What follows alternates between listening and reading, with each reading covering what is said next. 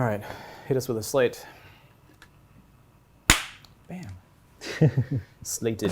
Yes. Brickmaniacs, welcome back to another Designer Studio episode of Brickmania TV. Once again, I'm Slam. This is Andreas. Hello. And in front of us today, we have two vehicles to deep dive into. What do we have here? So we have two different Ukrainian vehicles. This is the ATV with anti-tank missile launcher on top. And this is a technical MLRS 4x4. MLRS, meaning Multiple Launch Rocket System. Oh yeah, Yes. You got it. Okay. So we can look at one at a time, perhaps. The ATV came out first. Okay. So I found pictures of these, and these were just basically known as the golf carts because I'm pretty sure they actually used golf carts for for fighting off Russians. I imagine it's got a gas motor in it. Yeah. I like most golf carts are electric, so it seems impractical to have an electric like Yeah. 20-mile-an-hour ATV. Yeah. So this But it's a tiny ATV. It's what you're really saying. tiny, and this is from really early in the war when they didn't have much, but a lot of countries were sending Ukraine a weapon system to defend themselves. So they had to improvise. They put the Stugna P launcher and a whole bunch of other launchers as well on top of these kinds of ATVs and small tactical vehicles. So you don't have any armor protection, but you do have a great lot of speed. Yep. Well, it's all about mobility, like going where bigger vehicles can't. Yeah.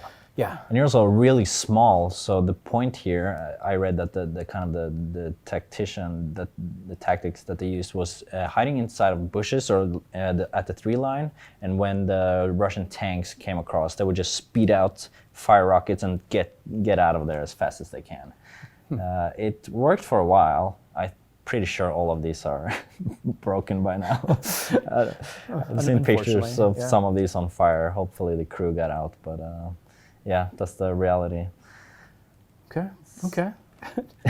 It's a really cute little build. It's got some good shaping to it. Yeah. I like the roll cage, windshield combination. We were working on the Ukrainian book when I was thinking of what kind of stuff can we add to this book, and I came up with this, and I said, hey, this could be to go with the book, and then Dan said, oh, we just gotta release that as a kit. that's kit worthy. So yeah, it kind of ended up being its own kit. High praise. This is not an extra build for the book. This is worth being standalone. Ended up being a standalone kit instead. So they came out around the same time as the book. I'm pretty sure they dropped the same time actually. So yeah, I mean, features of the kit, it's really small. You can fit a figure inside of here. You have the rocket on the top, and to power the rocket or steer the rocket, you have a guided missile system. That's a computer that you printed. Does this have a print? It does. Yeah. Yeah, that's an Easter egg print. And if you know, you know. Yeah. As far as prints on this kit go, it has a few like worthwhile things, like added a print to the back panel there to That looks really give good. it that sleek shaping that the real thing has, because it's aerodynamic and quick and very futuristic looking Definitely. for a golf cart. And the rocket launcher, of course, has these are older prints, I believe, because we did the Stugna standalone. Yeah. But it has all the lenses and sensors, and also the control box below it has. Yeah, I think you updated that one. I think that's new prints for that. Okay. Actually. Yeah. Yeah, and then it's got a pretty sweet grill behind the cow catcher on the front. Oh yeah, I almost forgot about that Yeah. one. That's really nice. Yeah, just like the real thing. Yep. So some good value for your money there as far as prints go. Yeah. And it comes with a really, really great Ukrainian figure by Amanda. Oh yeah. I want to say this is new headgear, but It be showed wrong up in about the Gepard, flak Panzer. Okay. So I wanted to repurpose it. It looks just like what they're kind of wearing. They got their hats on because I think it was winter when we made this, and yeah. And also he looks a bit older, which is not typical for what the modern kits we do. But in Ukraine, all the men has to go out and fight. So we're kind of representing that age range, that there's you know, people are up to 50, 60, 70-year-old people are in this fight. So it's kind of what that face is representing, a bit of an older guy. Cool. Yeah. And also, I want to show the windshield here. That's one thing I was really happy about, because typically we often just make the bars and they kind of simulate the windshield, but this one I actually got glass inside of it, so I'm really happy with how that turned out. Yeah. Yeah, that's super cool. Like, nicely done. Yeah, it's a great little kit. Show off the other one, perhaps. Lost a side mirror. All good. Yep. Okay, so we have another one here. This is the MLRS Technical. So we did the Urban Combat truck last summer, and it was hugely popular. And I saw that these trucks also show up in Ukraine and sort of similar variants. So I repurposed a lot of the build, but it's got a lot of new additions to it as well. It's a different build, but like some of the hood elements look pretty similar. Mm-hmm. You have the same typical doors opening like I had in that one, although that one is a bit bigger because it has the box on the back. But now decked out in all prints. Mm-hmm. This is the camouflage job that I think of as the Tetris camouflage. Yeah. So it just has, you know, the sporadic modern squares. digital camo. Yeah. Yep. But they're essential. You could play Tetris with that. And the trick in designing something like that is to have it like even but randomly distributed across the whole vehicle, so it looks good, right? Yeah. And it's just a balance to try and make that work. Also, we don't have to do this, but you reuse the same parts multiple times. So having something that looks random, even though it's just turned sideways next just to flip the it other upside one, down and it looks different. It's Perfect engineering. It's really hard to do that, though. Yeah. Only you can do that well. People will spot a pattern. So making something that's random, that feels random, even though it's not random, and it's just spun, or okay.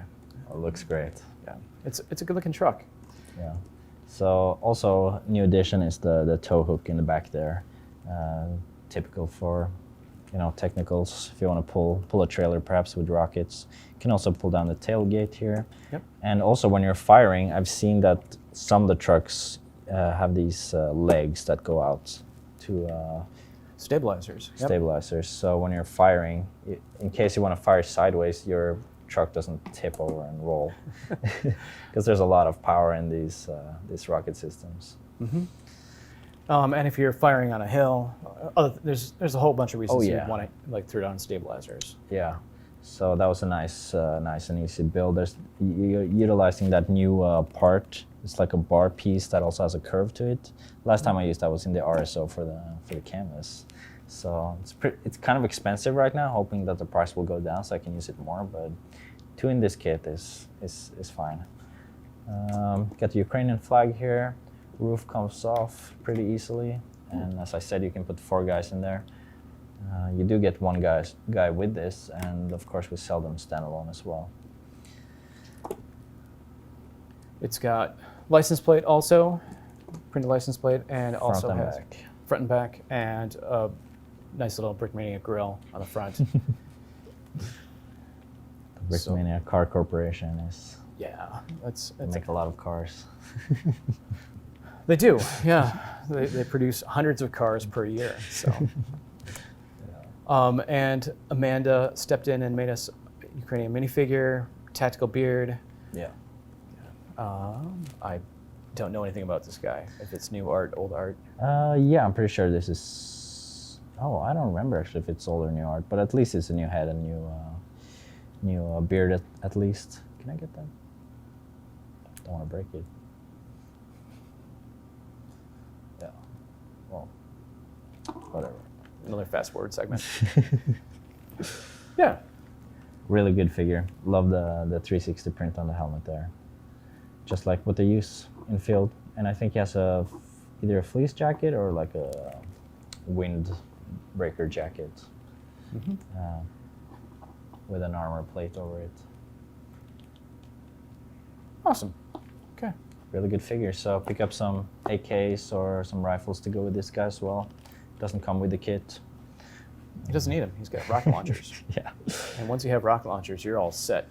Yeah, I read somewhere that these rocket launchers are typically just whatever they can find or get their hands on. So a lot of these were from Russian helicopters that had been downed. They'd go and pick up the rocket launchers from the helicopter and put them on the back of these trucks. So people are donating civilian trucks. I read online that that's a big operation that people donate them, they send them to Poland, and they come and pick them up in Poland, and they armor them and use them for combat. So. That's the nature of technicals. Everybody loves a technical. Oh yeah. Yeah, cool. I think we're all set. Thanks for joining me today again, Andreas. And Thank you. Thanks for your awesome Ukrainian bags. Yeah, and the support goes to Wingmen of Ukraine, I'm pretty sure, for these kits. Excellent. Doing good out there. All right, we'll see you next time. Thank you.